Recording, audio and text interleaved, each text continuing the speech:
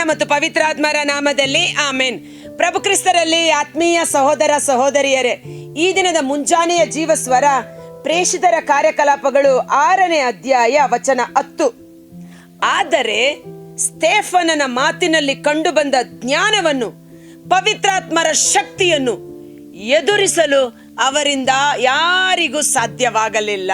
Praise the Lord, hallelujah. ದೇವರು ತನ್ನ ದಾಸರಿಗೆ, ತನ್ನ ದಾಸಿಯರಿಗೆ, ತನ್ನ ಮಕ್ಕಳಿಗೆ, ತನ್ನ ಸೇವಕರಿಗೆ ಕೊಡುವಂತ ವಿಶೇಷವಾದಂತ ಅಭಿಷೇಕ. ಸ್ಟೇಫನನು ಅವನ ಮಾತಿನಲ್ಲಿ ಕಂಡುಬಂದ ಜ್ಞಾನವನ್ನು, ಪವಿತ್ರಾತ್ಮರ ಶಕ್ತಿಯನ್ನು ಎದುರಿಸಲು, ನಿಗ್ರಹಿಸಲು ಅಲ್ಲಿ ಯಾರಿಗೂ ಸಾಧ್ಯವಾಗಲಿಲ್ಲ. ಈ ಸ್ಟೇಫನನ ಮೇಲೆ ಅನ್ಯಾಯವಾಗಿ ಇಲ್ಲಸಲ್ಲದ ಆರೋಪಗಳನ್ನು ಹೊರಿಸಿ ಅವನನ್ನು ನ್ಯಾಯ ಸಭೆಯ ಮುಂದೆ ತೆಗೆದುಕೊಂಡು ಹೋಗಿ ನಿಲ್ಲಿಸಿರುತ್ತಾರೆ. ಈತನನ್ನ ಕೊಂದು ಹಾಕಬೇಕು, ದೇವದೂಷಣೆ ಮಾಡುತ್ತಾನೆ, ಹೊಸ ಮಾರ್ಗವನ್ನು ಸಾರುತ್ತಿದ್ದಾನೆ ಎಂಬುದಾಗಿ. ಅಂತ ಸಮಯದಲ್ಲಿ ಸ್ಟೇಫನ ಪವಿತ್ರಾತ್ಮ ಭರಿತನಾಗಿ ಶಕ್ತಿಯಿಂದಲೂ ಜ್ಞಾನದಿಂದಲೂ ತುಂಬಿದ ವ್ಯಕ್ತಿಯಾಗಿದ್ದ ಸ್ಟೇಫನನು ಅದ್ಭುತಕರವಾಗಿ ವಿಮೋಚನಾ ಕಾಂಡದಿಂದ ಮೋಶೆಯ ಕಾಲದಲ್ಲಿ ದೇವರು ಮಾಡಿದ ಅದ್ಭುತಗಳನ್ನು ಹೇಳಿ, ತದನಂತರ ತಾನು ಕಳುಹಿಸಬೇಕಾಗಿದ್ದ ರಕ್ಷಕ ಯಾರು ಎಂಬುದಾಗಿ ಹೇಳಿ, ಆ ರಕ್ಷಕನೇ ಯೇಸು ಎಂಬುದಾಗಿ ಜ್ಞಾನದಿಂದ ಅವನು ಬೋಧನೆಯನ್ನ ಮಾಡ್ತಾ ಇರ್ತಾನೆ. ಅವನಲ್ಲಿ ಏನಾದರೂ ತಪ್ಪು ಹುಡುಕೋಣ ಎಂದು ಕಾದು ಕುಳಿತಿದ್ದವರಿಗೆ ಯಾವ ತಪ್ಪು ಸಿಗಲಿಲ್ಲ. ಇದೇ ರೀತಿಯ ಘಟನೆ ನಾವು ಪವಿತ್ರ ಗ್ರಂಥದಲ್ಲಿ ದಾನಿಯೇಲನಲ್ಲಿ ನಾವು ನೋಡ್ತೇವೆ. ದಾನಿಯೇಲ ಅವನಲ್ಲಿದ್ದ ಜ್ಞಾನ, ಅವನಲ್ಲಿದ್ದ ಒಂದು ಕನಸಿನ ರಹಸ್ಯವನ್ನ ತಿಳಿಸಿಕೊಳ್ಳುವ ಕೃಪೆ ಆ ಊರಿನಲ್ಲಿ ಇದ್ದ ಯಾವ ಜೋಯಿಸರು, ಮಾಟ ಮಂತ್ರರಿಗೂ ಸಿಗಲಿಲ್ಲ. ಅಂತ ಅಪರಿಮಿತವಾದ ಜ್ಞಾನದಿಂದ ದಾನಿಯೇಲನನ್ನು ದೇವರು ಅಭಿಷೇಕ ಮಾಡಿದ್ದರು, ತನ್ನ ಮಹಿಮೆಯನ್ನು ಈ ಲೋಕಕ್ಕೆ ಪ್ರಕಟಪಡಿಸುವುದಕ್ಕಾಗಿ. ಮೋಶೆಯ ಕಾಲದಲ್ಲಿ ಸಹ ಮೋಶೆ ಮಾಡಿದ ಅದ್ಭುತಗಳನ್ನ ಮಾಟ ಮಂತ್ರವಾದಿಗಳು ಮಾಡಿದರೂ ಸಹ ತದನಂತರ ಮೋಶೆಯ ಕಾರ್ಯಗಳನ್ನು ಅವರು ಮಾಡಲು ಸಾಧ್ಯವಾಗದೆ ಹೋಯಿತು. ದೇವರ ಮಹಿಮೆ ಪ್ರಕಟವಾಯಿತು. ಅದಕ್ಕಾಗಿ ಪ್ರಭು ಯೇಸು ನುಡಿದರು, ನೀವು ನನ್ನ ಶಿಷ್ಯರಾದ ಕಾರಣ ಈ ಜನರು ನಿಮ್ಮನ್ನ ಧಿಕ್ಕರಿಸುವರು, ನಿಮ್ಮನ್ನ ಕೊಲ್ಲುವರು, ನ್ಯಾಯ ಸಭೆಯ ಮುಂದೆ ಕರೆದುಕೊಂಡು ಹೋಗಿ ನಿಲ್ಲಿಸುವರು. ಸ್ವಂತ ಒಡ ಹುಟ್ಟಿದವರು, ತಂದೆ ತಾಯಿಗಳು ನಿಮ್ಮನ್ನ ದ್ವೇಷಿಸುವರು. ಭಯಪಡಬೇಡಿ, ನಿಮ್ಮ ತಲೆಯ ಒಂದು ಕೂದಲನ್ನು ಸಹ ಅವರು ಕಿತ್ತುಕೊಳ್ಳಲು ಸಾಧ್ಯವಿಲ್ಲ. ನಿಮ್ಮ ತಲೆಯ ಒಂದು ಕೂದಲು ಸಹ ದೇವರ ಅನುಮತಿ ಇಲ್ಲದೆ ನೆಲಕ್ಕೆ ಬೀಳುವುದಿಲ್ಲ. ಆ ನ್ಯಾಯ ಸಭೆಯ ಮುಂದೆ ನಿಲ್ಲಿಸುವಾಗ ಏನು ಮಾತನಾಡುವುದು, ಹೇಗೆ ಮಾತನಾಡುವುದು, ಹೇಗೆ ವಾದಿಸುವುದೆಂದು ಚಿಂತಾಕ್ರಾಂತರಾಗಬೇಡಿ. ಆ ಗಳಿಗೆಯಲ್ಲಿ ನೀವು ಮಾತನಾಡತಕ್ಕದ್ದನ್ನು ಪವಿತ್ರಾತ್ಮರು ನಿಮ್ಮೊಳಗಿದ್ದು ಮಾತನಾಡುವರು. Praise the lord. ಇವತ್ತು ಅನೇಕರು ಯೇಸುವಿಗೆ ನೈಜ ಸಾಕ್ಷಿಗಳಾಗದೆ, ಯೇಸುವಿಗೆ ಬಹಿರಂಗ ಸಾಕ್ಷಿಗಳಾಗಿ ಜೀವಿಸದೆ ನಾವು ಮಾಡ್ತಾ ಇದ್ದೇವೆ.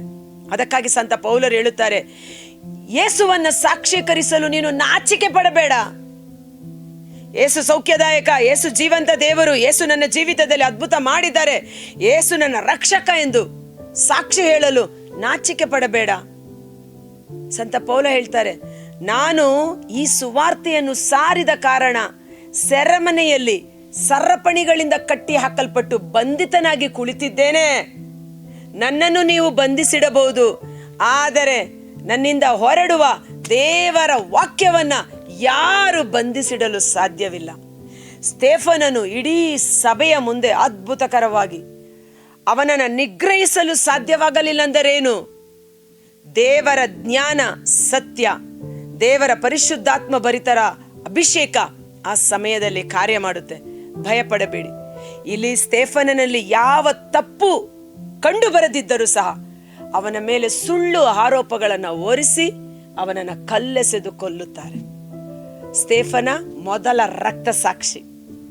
12 ಮಂದಿ ಪ್ರೇಷಿತರಿಗೂ ಸಿಗದಂತ ಸೌಭಾಗ್ಯ ಸ್ಟೇಫನನಿಗೆ ಸಿಗುತ್ತದೆ. ಆತ ಹೇಗೆ ಸೆಲೆಕ್ಟ್ ಆಗಿದ್ದು? ಪ್ರೇಷಿತರು ತಮ್ಮ ಸೇವಾ ವೃತ್ತಿಯನ್ನ ಪ್ರಾರಂಭ ಮಾಡುವಾಗ ಯಹೂದ್ಯ ಮಹಿಳೆ, ಗ್ರೀಕ್ ಮಹಿಳೆ, ವಿಧವೆಯರು, ಅವರಿಗೆ ಊಟೋಪಚಾರಗಳಲ್ಲಿ ವ್ಯತ್ಯಾಸ ಆಗ್ತಾ ಇದೆ ಎಂದು ಅನೇಕ ಕಂಪ್ಲೇಂಟ್ಸ್ ಪೇತ್ರನ ಬಳಿ ಬರುವಾಗ ಪೇತ್ರ ಹೇಳುತ್ತಾನೆ, ನಾವು ಪ್ರೇಷಿತರು ಆಯ್ಕೆಯಾಗಿರುವುದು ಪ್ರಾರ್ಥನೆ ಮಾಡುವುದಕ್ಕೆ ಮತ್ತು ದೇವರ ವಾಕ್ಯವನ್ನು ಸಾರುವುದಕ್ಕಾಗಿ. ಇಂಥ ಎಲ್ಲ ಕೆಲಸ ಕಾರ್ಯಗಳಲ್ಲಿ ನಾವು ಕಳೆದು ಹೋಗಬಾರದು. ಇವತ್ತು ಅನೇಕ ದೇವ ಸೇವಕರುಗಳು ದೇವರಿಂದ ಅಭಿಷೇಕಿಸಲ್ಪಟ್ಟವರು ಅವರ ಕರ್ತವ್ಯವನ್ನು ಮರೆತು ಬಿಟ್ಟು ಬೇರೆ ಕೆಲಸ ಕಾರ್ಯಗಳಲ್ಲಿ ಮಗ್ನರಾಗಿರುವ ಕಾರಣ ಅವರು ಮಾಡಬೇಕಾದ ಕೆಲಸವನ್ನ ಮಾಡದೆ ನಿಂತು ಹೋಗುತ್ತಾರೆ. ಪೇತ್ರ ಹೇಳ್ತಾನೆ, ಪ್ರೇಷಿತರ ಕಾರ್ಯಕಲಾಪಗಳು 6ನೇ ಅಧ್ಯಾಯ, ಬಹಳ ಸುಂದರವಾದ ವಚನ.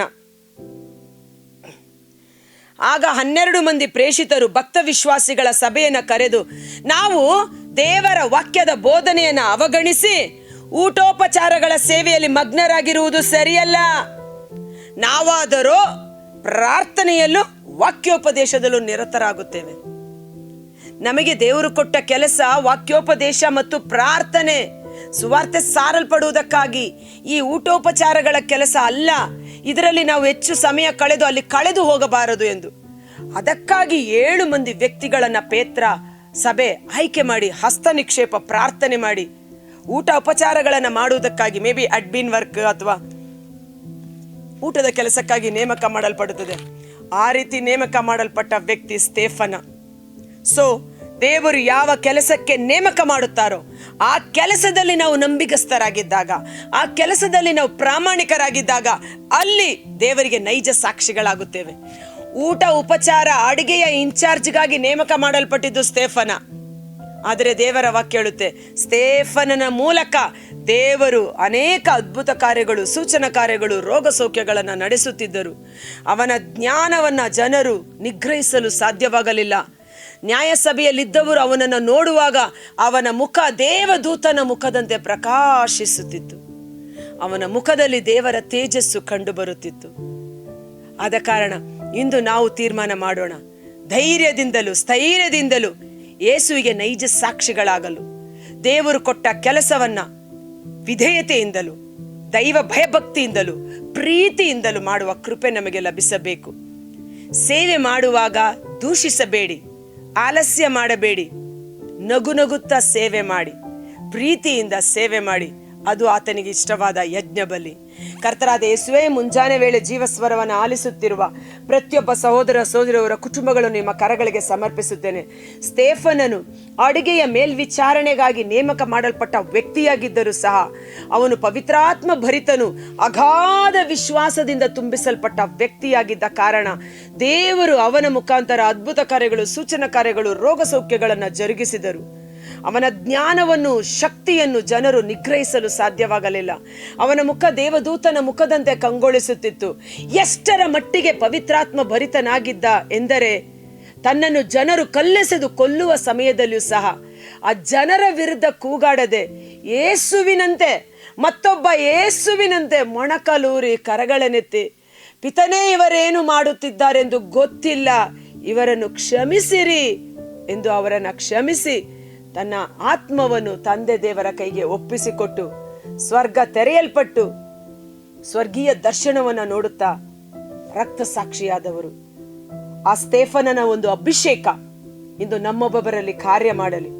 ಅಗಾಧವಾದ ವಿಶ್ವಾಸವು, ಪವಿತ್ರಾತ್ಮರ ಚೈತನ್ಯ ತುಂಬಿಸಲ್ಪಟ್ಟು ದೇವರು ಕೊಡುವ ಶುಶ್ರೂಷೆಯನ್ನು, ದೇವರು ಕೊಟ್ಟ ಕೆಲಸ ಕಾರ್ಯಗಳನ್ನು, ದೇವರು ಕೊಟ್ಟ ಗಂಡ ಹೆಂಡತಿ ಮಕ್ಕಳು ಕೆಲಸ ಜವಾಬ್ದಾರಿ ಕರ್ತವ್ಯಗಳನ್ನು ಪ್ರಾಮಾಣಿಕತೆಯಿಂದಲೂ ಪ್ರೀತಿಯಿಂದಲೂ ಮನುಷ್ಯರನ್ನು ಮೆಚ್ಚಿಸುವುದಕ್ಕಾಗಿ ಅಲ್ಲ, ದೇವರನ್ನು ಮೆಚ್ಚಿಸುವ ಸಲುವಾಗಿ ಅದನ್ನು ಅಭಿಷೇಕದಲ್ಲಿ ಮಾಡುವ ಕೃಪೆ ನಮ್ಮೊಬ್ಬರಿಗೆ ಲಭಿಸುವಂತೆ ಯೇಸುವಿನ ಅದ್ಭುತಕರವಾದ ನಾಮದಲ್ಲಿ ಪ್ರಾರ್ಥಿಸಿ ಬೇಡಿ ಹೊಂದಿಕೊಳ್ಳುತ್ತೇವೆ. ಆಮೇನ್.